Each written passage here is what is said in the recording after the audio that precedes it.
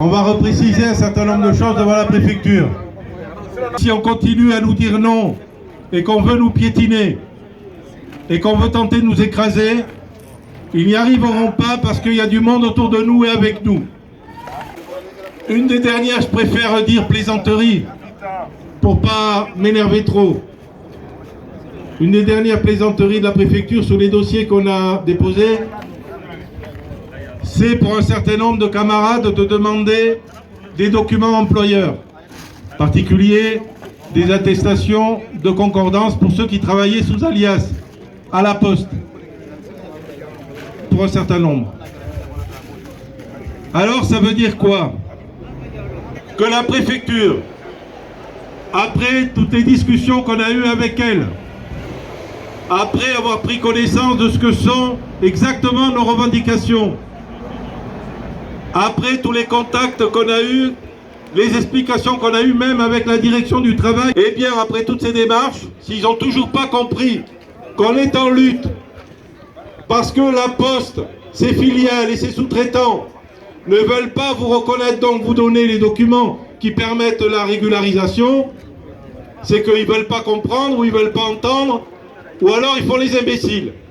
On est là en plein milieu des demandes absurdes. Alors on ne va pas se démonter. Vous avez tenu 20 mois, vous allez tenir et on va tenir pour ne pas continuer à se faire humilier. Parce qu'à ce stade de demande, c'est une véritable humiliation qu'on veut encore une fois vous infliger et rajouter à toutes les humiliations qu'on vous a infligées. On ne peut pas vous demander des choses pareilles. Si aujourd'hui, ils demandent aux camarades des documents d'employeurs, c'est illégal. Eux-mêmes, ils savent que ils peuvent pas, les camarades ne peuvent pas obtenir ces documents-là. Moi, j'étais parmi ceux qui étaient à Boissy-Saint-Lazare. On les a bien expliqué que ils nous ont demandé à combien de camarades qui ont travaillé au Chronopost. On les a donné le nombre. Combien de camarades qui ont travaillé à DPD et on les a bien donné le nombre. Donc, depuis lors, c'est sans retour. À DPD, si ce n'était pas l'inspecteur du travail, on n'aurait pas quand même le nombre de camarades visibles envoyés à la préfecture. Fini, même si tu as la carte, même si tu as le récépissé, demain, ils vont te mettre dans la sauce. Donc il ne faut jamais reculer, il ne faut jamais céder. Là, ils vont à chaque fois, c'est comme un troupeau, ils vont taper un bâton dedans, les gens ils vont essayer de se disperser. Mais là, nous, on sait, on ne va pas lâcher. Parce qu'on va continuer. La lutte là, c'est noble.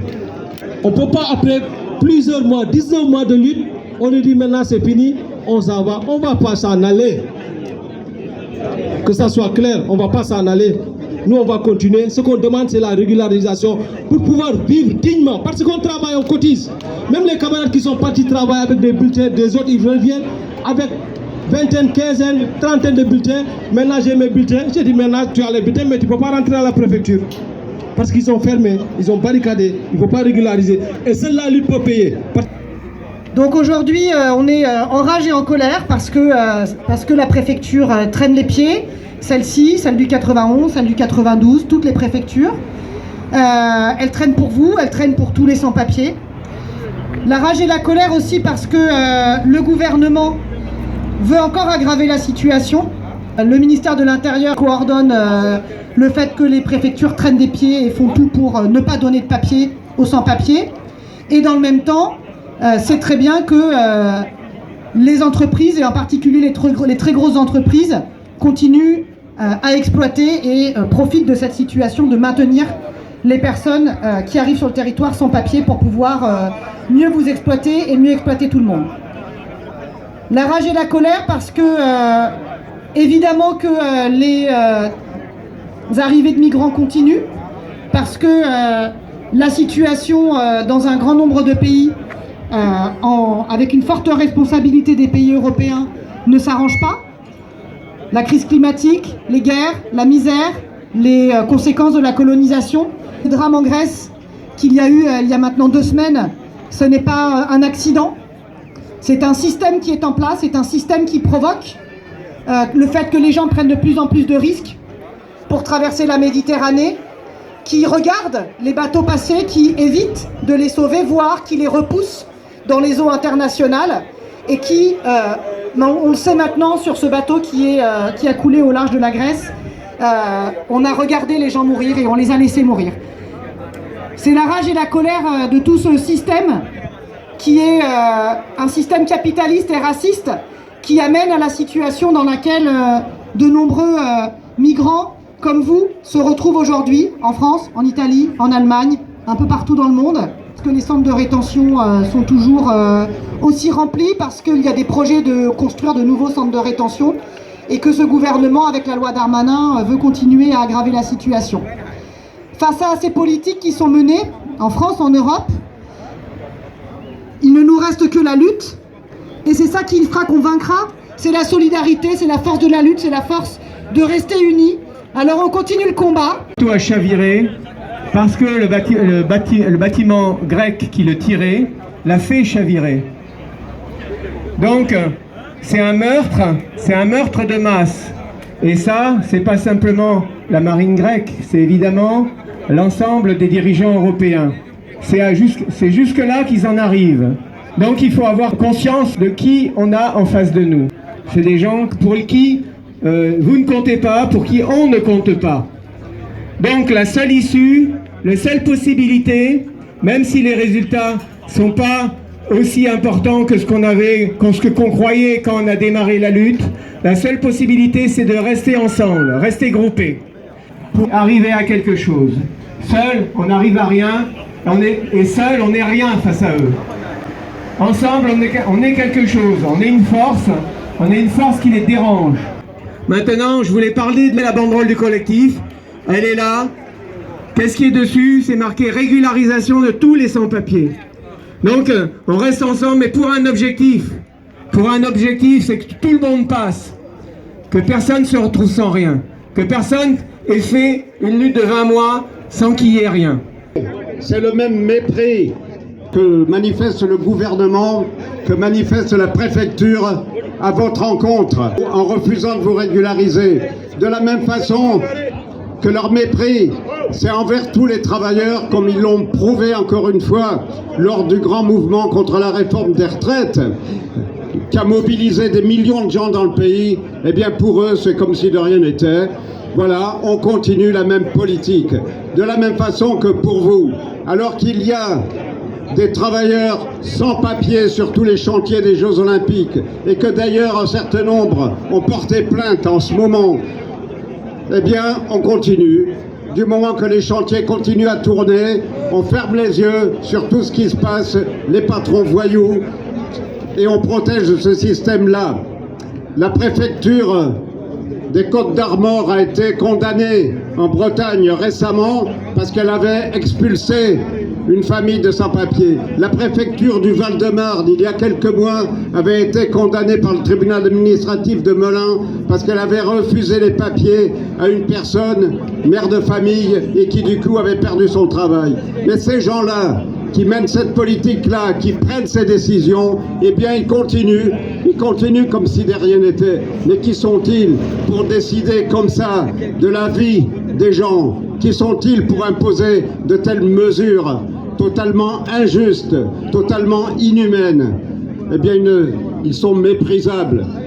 Ils vous traitent par le mépris, mais c'est eux qui sont méprisables. Et c'est vous qui, en tant que travailleurs sans papier, faisant partie de tout l'ensemble du monde du travail, c'est vous qui êtes respectables. Et le respect, c'est à vous qu'on le doit, à cause du travail que vous faites.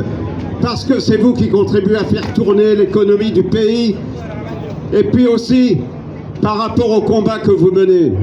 Alors la politique des grandes puissances, elle est tellement honteuse qu'on a pu voir au moment où un bateau au large de la Grèce était coulé, rempli de migrants, on a vu les pays européens ne rien faire, ne pas s'en occuper. Au même moment, ils ont déployé des moyens considérables pour aller secourir des milliardaires qui étaient allés en sous-marin pour visiter le bateau Titanic.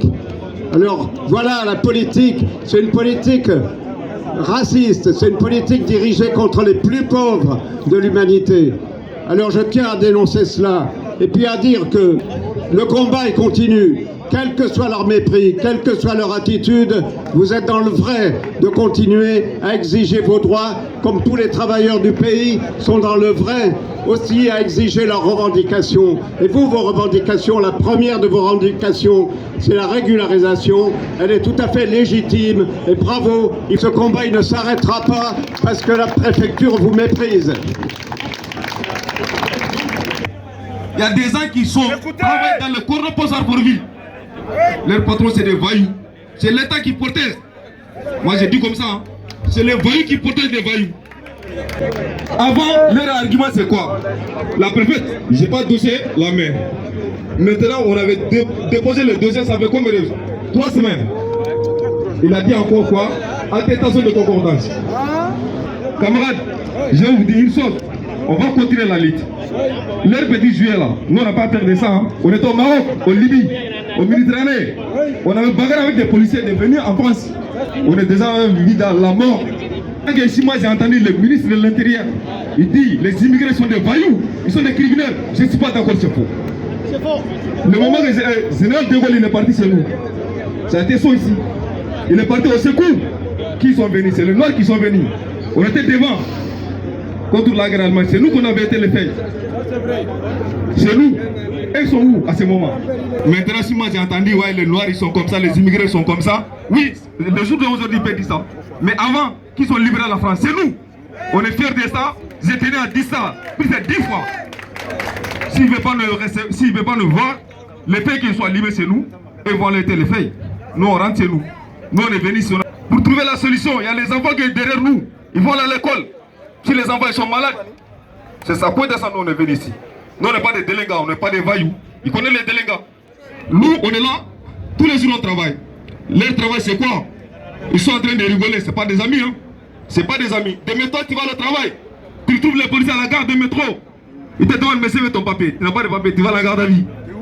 Ils prennent tes empreintes, ils l'envoient au préfet. Ils te donnent QTF. Ils ouvrent une IRTF. On dit ça, Sophie, il y en a marre. Il y en a marre. On ne veut pas. Voilà, la France, ça appartient à nous tous. Camarades, on restera ensemble. L'union fait la force. Est-ce que Kenga Hamil? Mais Haramara me. Suroga Domia, Walla Kilega Mukane. Mais Hara Usu Serenga Bokoya. Ibogati le souffrung de préfecture Natina. Les Sahara Nili, mais Ketwa Rigana Dalungu, parce que comme nous de Prasia. Gaza Gorma de Prasia, Gorna Duro, Awakiani. Courage à tous. Vous êtes toujours un exemple de combat. Tant que continuez à faire du bruit, quoi. Tant qu'on entendra vos cris, il y aura toujours de l'espoir. Parce qu'aujourd'hui, malheureusement, après la défaite qu'on a eue sur la retraite, beaucoup de gens ont le moral cassé. Et bien vous le relevez. Alors c'est toujours la même histoire. On est ici encore, ça traîne depuis 18, 17, 19 mois.